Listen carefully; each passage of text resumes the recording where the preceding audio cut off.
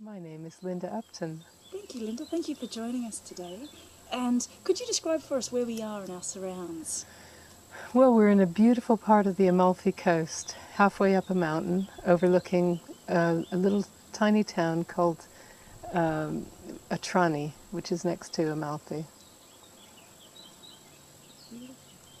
And so when was your first encounter with Chinese medicine? When I first encountered Chinese medicine, I had been traveling. I'd sort of emerged from uh, growing up in the San Francisco area in the 60s and traveled over to London and was working in a macrobiotic community. And I, I was working in a little natural food store and living in a sort of a commune of macrobiotic people. And Giovanni was one of our customers in the store, and we got friendly with one another because he came in regularly, and we had macrobiotics being Japanese. We had an acupuncture chart on the wall that intrigued me because I had no idea what it was about. And when I met Giovanni, he said he was studying acupuncture. I got him to explain this chart, and it started making sense to me, and my intrigue just grew from there. And he eventually loaned me some of his books, and I traveled for a year and looked at these books and decided that it was something I really wanted to pursue. So what was a pivotal point for you? In what really changed my mind was that as a child, I'd always been interested in medicine, and my mother sort of helped to promote the idea that I could be a doctor one day. I got very disillusioned in the 60s in San Francisco with the drug culture, and I didn't really want to be a doctor that just handed out drugs to people. And so I kind of moved on from that and got more into the arts, and that led me to want to travel. But I always, in the back of my mind, had an interest in medicine. And when I got more involved in natural foods, and I was also quite an exercise freak and very much interested in keeping fit. When I learned more about Chinese medicine and the fact that it combined a philosophy which I was very interested in, as well as helping people maintain better health through exercise and diet, and with the use of acupuncture helping to overcome certain maladies. It just seemed to be the combination of all the things that were intriguing and interesting to me. I just couldn't believe my luck when I came across it. And so how was Chinese medicine perceived at that time? At that time, it was very mysterious. We're talking about Chinese medicine in the early 70s in the Western world was very unknown. It was something that was just very recently emerging from China. Although it had been incorporated in India and various different cultures, it hadn't really reached the West, not in a big way. It was just beginning to be heard of, and so it was kind of almost like subversive. People who experienced acupuncture were an elite set, and I think that was part of the attraction, was that there was so little known about it, and it really intrigued me, especially the origins being Chinese, because the Chinese had been so cut off from the rest of the world for centuries that, this was like, wow, an opportunity that I just took hold of. But when I got involved in studying Chinese, I never imagined myself as an acupuncturist. I was just intrigued with understanding more about this interesting, ancient form of medicine. And so in what way did you follow Giovanni's path into studying Chinese medicine? Well, having met Giovanni in the health food store, I then went away for a year, and when I came back, he was finishing his course, his 3-year course. And I had, over that year, decided that I wanted to pursue this further by at least taking 1 year of the course, because I wasn't willing to commit myself for a whole 3-year course. And as it happened, quite ironically, Giovanni was asked by the college, which was in its infancy, there were only a handful of students, to teach the first year. And so I became Giovanni's student. And then at the end of that first year, because he was developing the curriculum as he taught the course, they asked him to teach the second year. So he taught my second year, and then again the third year. By the third year, we had other teachers as well. So, you know, it wasn't just a single instructor or tutor. But what resources were available to you at that time of study? when I first started studying, we had very, very few resources, which was a problem, but it also was something that motivated everyone to find out more and more. And there were only 2 or 3 books in English at the time, which we read like the Bible. You know, we were absolutely addicted to these books, even though it was very limiting what they had to offer. We did study a little bit from French texts, and I don't know German, but there were a few books in German as well. And then our course notes were vital, which were mostly, it was the personal experience of the director of the college, because he had been training in Korea. And so who was the director of the college? That was Dr. Van Buren. He was a Dutchman that settled in England, and he had been working or practicing with doctors in Korea and the Far East, various places. And his combined knowledge from those experiences made up really the course material. And then gradually other courses evolved, mostly correspondence courses. And could you describe the process of being one of the first students and actually helping to develop those resources?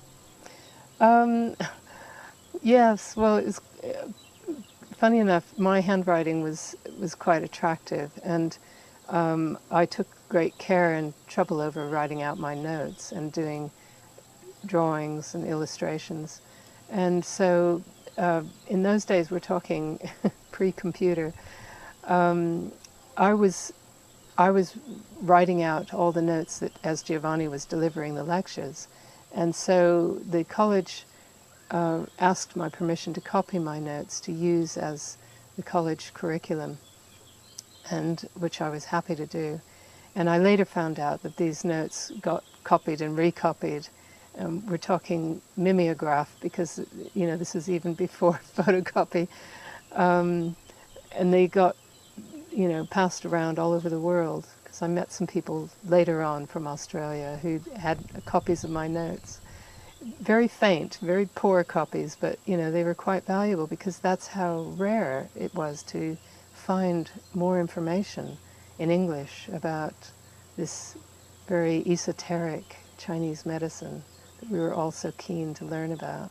And so how did you come to be one of the illustrators in Giovanni's first edition of his textbook? Well, Giovanni and I became firm and fast friends, and have always remained so.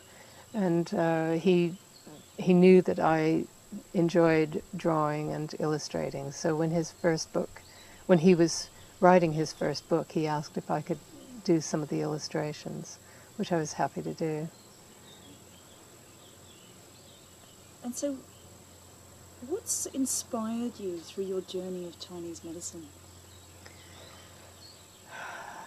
My inspiration throughout my career, which I suppose has spanned about 35 years, has been my connection with patients. I'm not an academic like Giovanni. I wish in some ways I was more academic, but my strength is working with people and taking what knowledge I've gleaned from all my different teachers over the years and applying it to real life human beings and trying to help them on their journey. Because that's what I feel like. I'm more of a coach than an actual healer.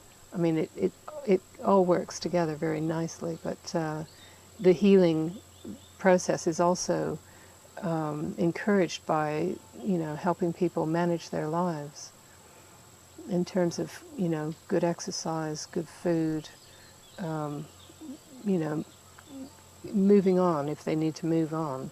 And so what's been your greatest achievement?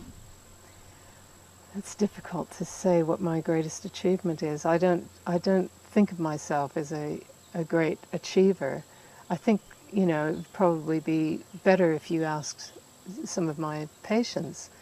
But I have had some wonderful success stories where people have been, very satisfied with the outcome of a course of treatments. And I feel that, I have done something to help, the people who've come to for treatment with me. But I don't see it as a great achievement because it's just what I do.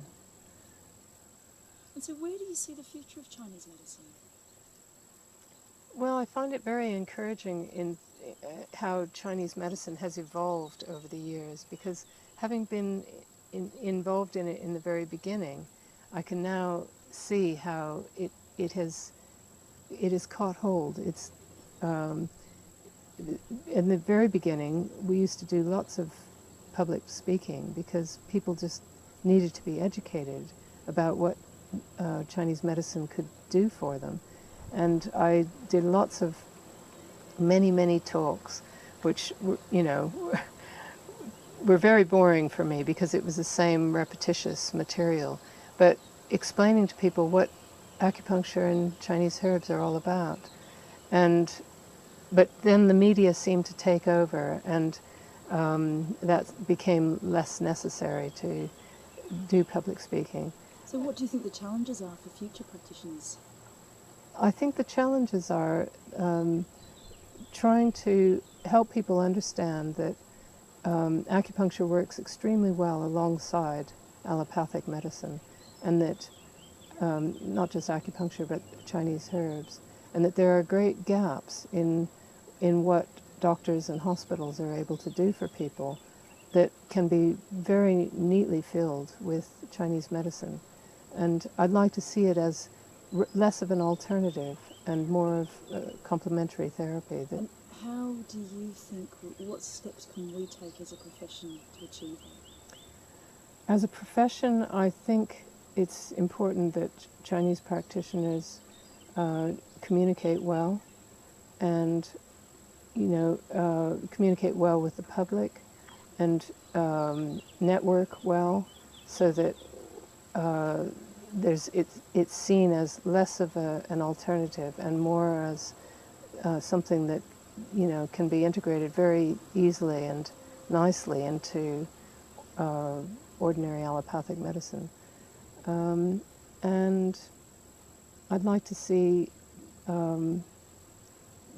people thriving more with the use of Chinese medicine, rather than it just being something that is on the side that only elite members of the public are able to afford or to use.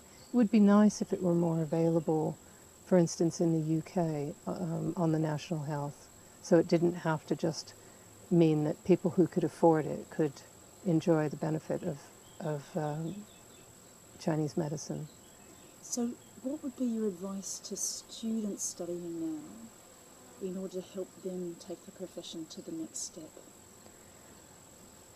I think that it's really important that students get involved in various types of clinical trials, so that we can actually show the general public, as well as the professionals and the media and whoever needs to know about these things, that it isn't a threat, that it is actually a valid form of medicine which can be very helpful to people. So do you think further research is needed? Research is very important, I think. And I know all this is happening. All the colleges are promoting it. But it's really important that for students to take up this challenge and help to promote Chinese medicine for everybody. Is there anything else that you wanted to add? Any other thoughts or reflections?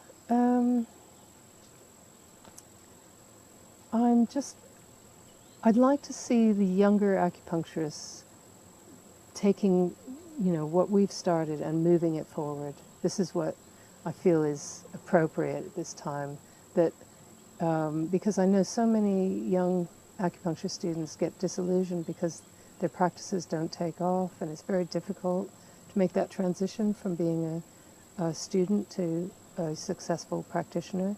So many more obstacles in the way now in terms of legalities and costs of setting up a practice and financial constraints. I just love to see more young people coming through and carrying the profession forward. It's wonderful.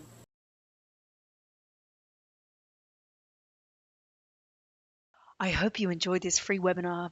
Please take a moment to subscribe to our YouTube channel and please share on social media. The world will be a better place when more people know about the benefits of acupuncture.